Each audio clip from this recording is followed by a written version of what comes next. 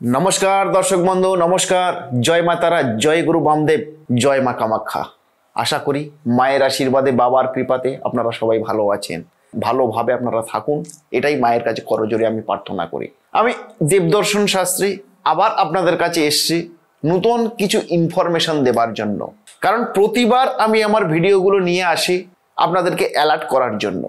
কারণ মহাজাগতিক যে ঘটনা বা মহাকাশের যে ঘটনা, অ্যাস্ট্রোনমির যে ঘটনা, সেই সমস্ত ঘটনা থেকে মানব জীবনে কি এফেক্ট ফেলে এই সমস্ত জানার জন্য বা বোঝার জন্য আপনাদের অগ্রিম সতর্কবার্তা বা অ্যালার্ট আমি আপনাদের দিয়ে থাকি। তো এই অ্যালার্ট আপনাদের দিই বলে আপনারা এতটাই আমাকে ভালোবাসেন, এতটাই আমার সঙ্গে যোগাযোগ করেন, আমার কাছে আসেন।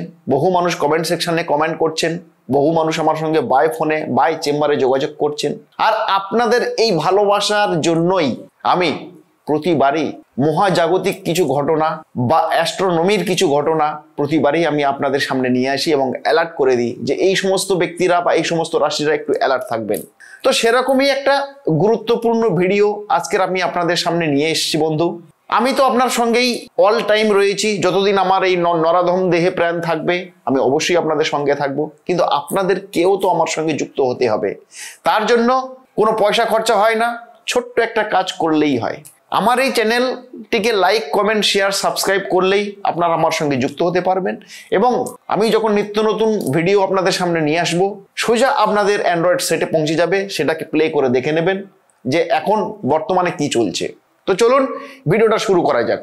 জ্যোতিষ শাস্ত্রে 9টি গ্রহ, 27টি নক্ষত্র এবং 12টা রাশির উল্লেখ, এবং এই নিয়ে আমাদের কিন্তু টোটাল বিচারটা ডিপেন্ডেন্ট হয়। এবং এই নক্ষত্ররা বা এই গ্রহরা যখন ঘর বদল করে বা ঘর চেঞ্জ করে তখন মানুষের জীবনে নানান এফেক্ট ফেলে।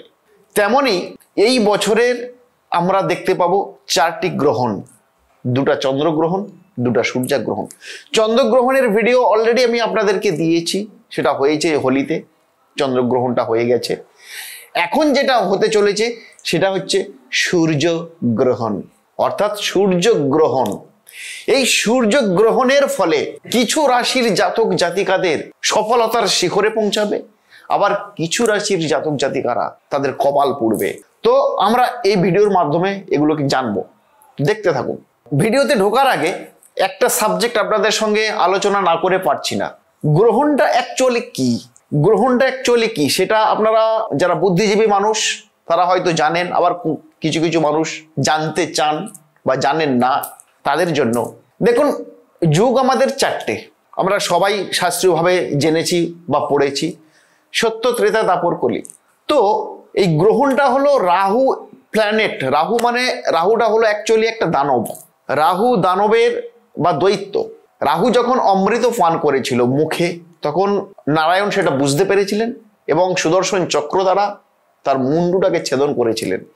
যেহেতু সেই সমুদ্র মন্থন থেকে অমৃত উঠেছিল এবং সেই অমৃত পান করেছিল রাহু দানব, তার জন্য তার মুখটা অমরত্ব হয়ে গেছিল, অর্থাৎ জীবিত হয়ে গেছিল। আর দেহর পাটটা হচ্ছে কেতু, এটা আপনারা সবাই জানেন, তাও একবার অ্যালার্ট করে দিলাম। এই রাহু যখন চন্দ্র মানে চাঁদকে যখন গিলে ফেলে, অর্থাৎ মুখ থেকে সে গেলে, আর যেহেতু সুদর্শন চক্র দ্বারা মুন্ডুটাকে ছেদন করা হয়েছে, অর্থাৎ এই পাটটা নেই তার, যার জন্য মুখ থেকে সে গিলে ফেলে আর এখান থেকে বেরিয়ে যায়। তো এটাকেই আমরা শাস্ত্রীয়ভাবে জ্যোতিষশাস্ত্র ব্যাখ্যা করছে গ্রহণ। অর্থাৎ রাহু চন্দ্রকে গিলে ফেলছে, রাহু সূর্যকে গিলে ফেলছে, এবং যখনই গিলে ফেলছে তখনই হয়ে যাচ্ছে গ্রহণ। অর্থাৎ রাহু সূর্যকে গ্রহণ করে নিল তার নিজের মধ্যে, কিন্তু যেহেতু তার দেহ না থাকার দরুন সূর্য আবার এখান থেকে বেরিয়ে গেল, অর্থাৎ এটাকেই বলা হচ্ছে গ্রহণ। তাহলে আপনারা ভাবুন একটা জিনিস, একটা ম্যাটার, রাহুর মধ্যে এমন কি পাওয়ার, এমন কি ক্ষমতা রয়েছে যে কিনা একটা সূর্যের মতো বা একটা চন্দ্রের মতো একটা বিগ প্ল্যানেট, বিগ গ্রহ, সেই গ্রহকে নিজের মুখের মধ্যে সে গিলে ফেলছে। এই জিনিসগুলো আমাদেরকে ভাবতে হবে। তো এই গ্রহণটা শুরু হবে কবে? চলতি বছরে 2025 সাল, চলতি বছরের মার্চ মাসের 29 তারিখে ঘটবে এই সূর্যগ্রহণ। এই সূর্যগ্রহণটা সম্পন্ন হবে, অর্থাৎ শুরু হবে দুপুর 2:20 থেকে শুরু হবে, আর এটা লেন্দি হবে, অর্থাৎ শেষ হবে সন্ধ্যা 6:15 2:20 শুরু হবে, 6:15 শেষ হবে। তবে দুঃখের বিষয়, আমরা ইন্ডিয়া থেকে অর্থাৎ ভারত থেকে এটাকে আমরা দেখতে পাবো না। অর্থাৎ এবছরের যে সূর্যগ্রহণটা হবে সেটা ভারত থেকে দেখা যাবে না। তবে যারা দূরবীন, যারা লেন্স এগুলো ইউটিলাইজ করবে তারা হয়তো কিছু অংশটা দেখতে পারে, কিন্তু ভারত থেকে দৃশ্যমানটা একটু কম। তো এটা হলো গ্রহণের বিষয়। এই গ্রহণের ফলে কিছু কিছু রাশির কপাল পুড়বে এবং তাদের খুব সতর্কভাবে সকল কাজ করতে হবে, খুব সতর্কতার সহিত। জানুন সেই রাশির তালিকায় কোন কোন রাশির ব্যক্তিরা রয়েছেন। দেখুন তো আপনার রাশিটাও এর মধ্যে পড়েছে কিনা। সেরকম একটি ভাগ্যহীন রাশি, ভাগ্যহীন টার্মটাকে আমি ইউজ করব, ভাগ্যহীন রাশি, সেটা হলো মেষ রাশি। মেষ রাশির জাতক জাতিকাদের এই সময়, এই সূর্যগ্রহণের পর থেকেই কেরিয়ার থেকে ব্যবসা ভীষণভাবে ডিস্টার্ব চলবে বা খারাপ সময়ের সম্মুখীন আপনারা হবেন। কোনো কাজেই আপনারা তেমন ভাবে সফলতা অর্জন করতে পারবেন না মেষ রাশির জাতক জাতিকারা। যারা ব্যবসায় বিনিয়োগের কথা ভাবছেন বা বিনিয়োগ করবেন চিন্তা ভাবনা করছেন, আমি তাদেরকে পরামর্শ দেব বন্ধু, এই সময় নয়। অর্থাৎ এই সময়টাকে অতিবাহিত হয়ে যাবার পরে তারপর আপনি ইনভেস্টমেন্টের দিকে চিন্তা ভাবনা করুন। কিন্তু এ সময় যদি আপনি ইনভেস্টমেন্ট করেন বন্ধু, তাহলে কিন্তু আপনার জীবন ছারখার হয়ে যাবে, আপনি সামলাতেই পারবেন না। এ সময়ে অযথা আপনি কারোর সাথে মাথা গরম করবেন না, মাথাটাকে ঠান্ডা রেখে চলার চেষ্টা করবেন। এ সময়ে বিশেষ করে আমি আপনাদেরকে বলবো যে আপনাদের শরীর স্বাস্থ্য নিয়ে আপনারা একটু লক্ষ্য রাখুন, কারণ শরীর স্বাস্থ্যের উপরে আপনাদের বিশেষ প্রভাব ফেলবে এই সূর্যগ্রহণ।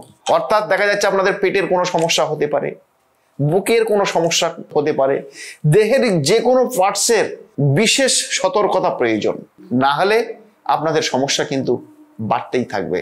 এবং আপনারা মানসিক চাপ আপনাদের, অর্থাৎ মেন্টালি প্রেশারও কিন্তু আপনাদের প্রচন্ড পরিমাণে বাড়তে থাকবে মেষ রাশির জাতক জাতিকাদের। তো বন্ধু, যারা মেষ রাশির জাতক জাতিকারা আমার এই ভিডিও দেখছেন, অগ্রিম আপনাদের আমি অ্যালার্ট করে দিলাম, সতর্কতার সহিত পথ চলবেন। আর এই ভিডিওর শেষে আমি আপনাদের কিছু প্রতিকার বলে দেব যে কিভাবে এটা থেকে আপনারা উদ্ধার হবেন বা কি করবেন, কি করলে আপনারা এই সমস্যা থেকে বেরোতে পারবেন। তার জন্য দেখতে থাকুন। সেরকম আরেকটা শ্রীহীন রাশি, সেটা হলো তুলা রাশি। তুলা রাশির জাতক জাতিকাদের খুব খারাপ সময় আসতে চলেছে এই সূর্যগ্রহণের পর থেকে। এ সময় ব্যবসাতে আপনার অর্থ হানি হওয়ার সম্ভাবনা রয়েছে। অর্থাৎ যদি আপনি নতুন কোনো ইনভেস্টমেন্ট করতে যান, সেক্ষেত্রে আপনার সম্পদটা নষ্ট হতে পারে, অর্থটা নষ্ট হবার যোগ লক্ষ্য করা যাচ্ছে। দাম্পত্য জীবনে অর্থাৎ নিজের পার্সোনাল জীবনে প্রচুর সমস্যা লক্ষ্য দেখা দিতে পারে, প্রচুর সমস্যা। অযথা বাকবিতণ্ডা, অযথা ঝগড়াঝাটি, এগুলো কিন্তু আপনাদের চলতেই থাকবে এই তুলা রাশির জাতক জাতিকাদের ক্ষেত্রে। আপনারা কোনো কাজে তেমন ভাবে সফলতা পারবেন না, সফলতা আপনার কাছে এসেও আপনি তাকে ছুঁতে পারবেন না। কারণ কেন? এই সূর্যগ্রহণের ফলে। এই সূর্যগ্রহণ আপনাদেরকে একটু পিছিয়ে দেবে। এই সময় আপনারা একটু মাথা শান্ত রেখে, ঠান্ডা রেখে পথ চলুন। আর বিশেষভাবে সতর্কতা করব, যারা ড্রাইভিং করেন, সেটা 2 চাকা হোক 4 চাকা হোক, তুলা রাশির জাতক জাতিকারা আপনারা এই কয়েকটা দিন একটু ড্রাইভিংটাকে একটু সতর্কতার সহিত করুন। কারণ বা এই গ্রহণের সময় ড্রাইভিংটা করবেন না, তাহলে কিন্তু আপনাদের বিপদ অনিবার্য, কেউ আপনাদেরকে আটকাতে পারবে না।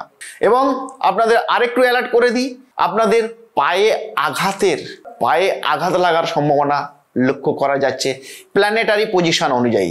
তো বন্ধু, যারা তুলা রাশির জাতক জাতিকারা আমার এই ভিডিওটা দেখছেন, অগ্রিম আপনাদেরকে আমি অ্যালার্টমেন্ট করে দিলাম, আপনারা সাবধান হয়ে যান, সতর্কভাবে পথ চলার চেষ্টা করুন বন্ধু। তো সেরকম আরেকটি রাশি রয়েছে শ্রীহীন বা ভাগ্যহীন, সেটা হলো মীন রাশি। মীন রাশির ব্যক্তিদের উপরে সূর্যগ্রহণের অশুভ প্রভাব পড়বে। জীবনে যখন সূর্যগ্রহণের অশুভ প্রভাব পড়বে আপনাদের জীবনে নানান সমস্যা তৈরি হয়ে যাবে। এ সময় আপনি তেমন ভাবে কোনো কাজই করতে পারবেন না, কাজের প্রতি নেগলিজেন্সি আপনার মধ্যে চলে আসবে। এ সময় আপনার যদি কোনো পেন্ডিং কোনো কেস থাকে, কেস মানে ল, আইনি যদি কোনো কেস থাকে, আইনি সমস্যায় কিন্তু আপনি জড়িয়ে যাবেন বা জর্জরিত হয়ে যাবেন, বা নূতন ভাবে কোনো কেসে আপনারা ফাঁসতে পারেন। তো এই সময়ে আপনার প্রচন্ড সতর্কতা অবলম্বন করতে হবে। এমনকি বর্তমান সময়ে আপনার ঋণের বোঝা থেকে আপনি কিন্তু মোটেই বেরোতে পারবেন না। তো চিন্তা ভাবনা করে আপনারা ঋণ গ্রহণ করুন। এ সময় কিন্তু ঋণ থেকে বেরোনো খুব মুশকিল আছে। এ সময় আপনাদের জীবনযাত্রায় প্রচুর নানান দিক থেকে আপনি যেটাতে হাত দেবেন সেটাতেই কিন্তু সমস্যা হয়ে যাবে। তো এই সময় আপনারা মাথা ঠান্ডা রাখুন। আমি আপনাদের অ্যালার্ট করে দিচ্ছি, আপনারা মাথা ঠান্ডা রাখুন। এই সময়টাকে একটু পেরোতে দিন, তারপরে আপনারা আপনাদের কাজকর্মগুলো নিয়ে এগিয়ে চলুন। এ সময় আপনারা অফিসের বসের সঙ্গে বা কোনো সহকর্মীর সঙ্গে অযথা তর্ক বিতর্কে জড়াবেন না, বা নিজের পার্সোনাল লাইফে নিজের ওয়াইফের সঙ্গে অযথা তর্ক বিতর্কের মধ্যে জড়িয়ে যাবেন না। আর যদি আপনি জড়িয়ে যান তাহলে কিন্তু আপনার সর্বনাশ আপনি নিজেই ডেকে আনবেন। তো মীন রাশির জাতক জাতিকাদেরকেও বলবো আপনারা অ্যালার্ট হয়ে যান, সাবধান হয়ে যান এবং সাবধানতা অবলম্বন করে পথ চলা শুরু করুন, না হলে সমস্যা কিন্তু আপনার একদম কাছাকাছি ঘুরছে। সেরকম আরেকটা শ্রীহীন রাশি, সেটা হলো ধনুরাশি। ধনুরাশির জাতক জাতিকাদের উপরে সূর্যগ্রহণের বিশেষ অশুভ প্রভাব পড়তে চলেছে। তাই আপনারা এ সময়ে ব্যবসাতে কোনো বিনিয়োগ করবেন না, টোটালি কোনো ব্যবসাতে বিনিয়োগ করবেন না। যেমন চলছে সেরকম ভাবে চলতে দিন। নতুন কোনো ইনভেস্টমেন্ট, নতুন কোনো অ্যাসেট, নতুন কোনো সম্পত্তি কেনা, এগুলো কিন্তু একদমই আপনারা যাবেন না। যদি আপনারা যান তাহলে আপনারা আপনাদের বিপদের কারণ হবেন। এটা কিন্তু আপনাদের আমি অ্যালার্টমেন্ট করে দিলাম। এবং আপনারা যারা পাইকারি ব্যবসা যারা করছেন তাদেরকেও আমি বলবো যে আপনারা এই সময় একটু ব্যবসার জায়গাটা একটু যেমন চলছে সেরকম চলতে দিন, অযথা ইনভেস্টমেন্টের দিকে যাবেন না। যারা চাকরি পরীক্ষা দিয়েছেন, যারা চাকরির জন্য ছোটাছুটি করছেন, আপনারা অযথা ছোটাছুটি করবেন না। কারণ ধনুরাশির জাতক জাতিকাদের এ সময়ে কোনো ইনক্রিমেন্ট আমি দেখতে পাচ্ছি না, বা চাকরির কোনো শুভ যোগ কিন্তু দেখতে পাচ্ছি না। সুতরাং এখন যদি আপনি দৌড়াদৌড়ি করেন, ছোটাছুটি করেন, এটা আপনাদের জীবনে হতাশা চলে আসবে। আপনারা একটু ধৈর্য রাখুন, ধৈর্য রেখে কয়েকটা দিন পরে আপনারা এগোন, তাহলে কিন্তু আপনাদের কাজটা অনেক সুফল হবে। এছাড়া আপনাদের আরেকটা নির্দেশ আমি দেব যে আপনারা আপনাদের শরীর স্বাস্থ্যের দিকে কিন্তু বাবা একটু নজর রাখতে হবে। কারণ শরীর স্বাস্থ্যর একটু সমস্যা হতে পারে এই সূর্যগ্রহণের পর থেকে।